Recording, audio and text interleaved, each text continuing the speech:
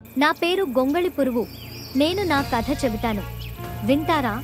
నేను నా గుడ్డును పగలకొట్టి బయటికి రావడానికి ఎంత కష్టపడ్డానో తెలుసా?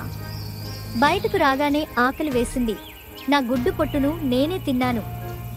తర్వాత అక్కడి ఆకులు అన్నీ తినేశాను. అయినా నా ఆకలి తీరలేదు. ఇంకా నేను నా ఆహారం కోసం వెతుకుతూ వెళ్ళాను. దారిలో కొంతమంది నన్ను కాలుతో కొట్టబోయారు, కానీ నేను తప్పించుకున్నాను. కొన్ని జంతువులు అయితే నన్ను తినడానికి ప్రయత్నించాయి.